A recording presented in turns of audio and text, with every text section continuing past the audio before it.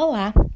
Hoje a gente vai dar início a uma série de vídeos aqui do canal que é a respeito do cimento de hidróxido de cálcio, que é um tipo de material restaurador que segue a playlist de todos os materiais restauradores que a gente utiliza na odontologia. Nessa playlist a gente vai falar sobre o hidróxido de cálcio, o cimento de anômero de vidro, a resina, o amálgama e como cada um deles é imprescindível na nossa área. Para começar, a gente vai falar sobre o cimento de hidróxido de cálcio, que é um material muito utilizado na odontologia, principalmente por conta da sua função de formar dentina. Ele tem como característica a estimulação da formação da dentina reparadora, que é a dentina terciária. Nós sabemos que existem 3 tipos de dentinas ao longo da vida, né? A gente tem a dentina primária, que é aquela formada durante a fase de formação dentária, tem a dentina secundária, que é depositada ao longo da vida, e tem a dentina terciária, que é formada através de um estímulo. E esse estímulo que vai formar essa dentina terciária vai ser o hidróxido de cálcio, que vai estimular a sua formação e gerar ou uma dentina reparadora ou uma dentina esclerosada, mas nós vamos torcer para que gere uma dentina reparadora. O hidróxido de cálcio, ele é muito conhecido na química como cal, e na odontologia ele é conhecido como Hidrocê, que é uma marca que a gente vai utilizar bastante para fazer esse preparo, né, de utilizarmos o hidróxido de cálcio. Como eu disse, cada material restaurador ele é indicado para alguma parte da odontologia. E o hidróxido de cálcio, a gente vai utilizar muito ele em cavidades muito profundas para proteger a polpa e em relação também a tratamentos expectantes. Inclusive, eu falei um pouco sobre o hidróxido de cálcio na nossa última aula sobre como fazer um tratamento expectante. Então, caso você tenha interesse, vou deixar o link aqui no card e também na descrição do vídeo. Vamos falar então agora um pouco sobre as propriedades do cimento de hidróxido de cálcio.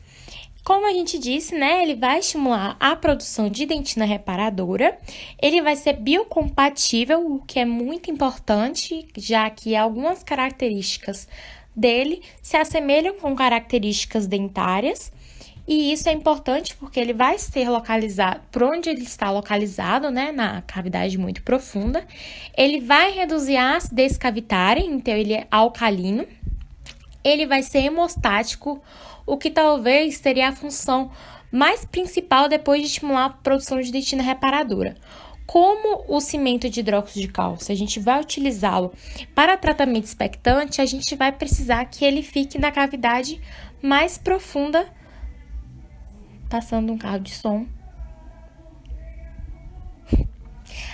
A gente vai precisar que ele seja colocado na cavidade mais profunda do dente.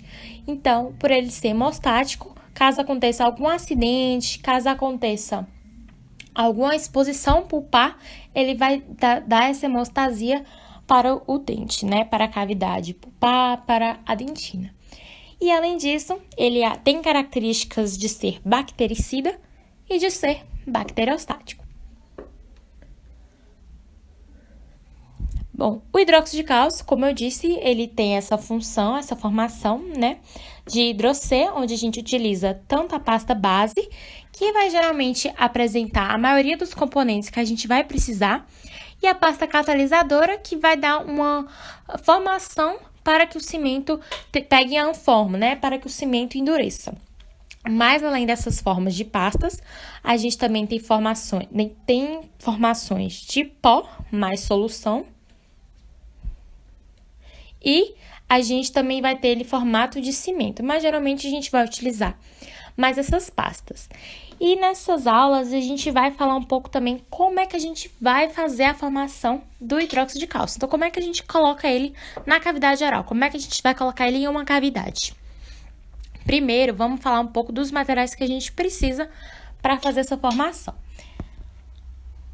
A gente vai precisar de uma placa de vidro grossa.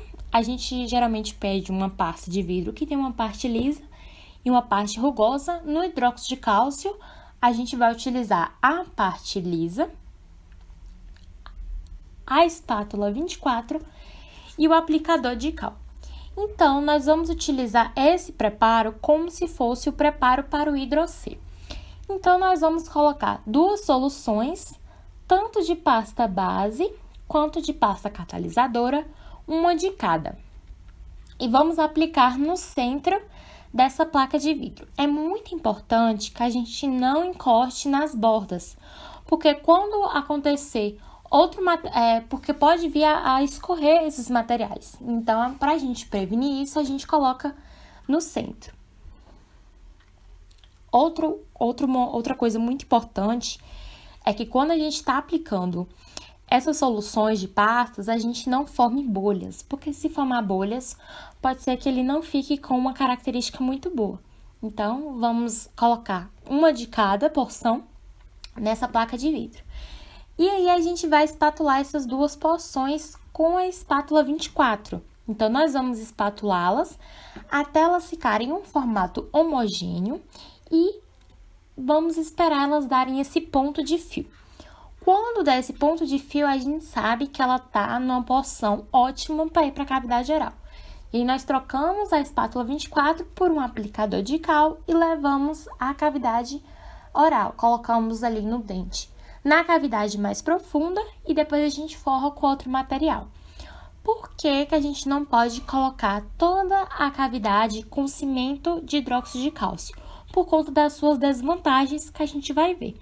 Mas antes da gente ver as desvantagens, vamos ver um pouco sobre as vantagens que o cimento de hidróxido de cálcio tem.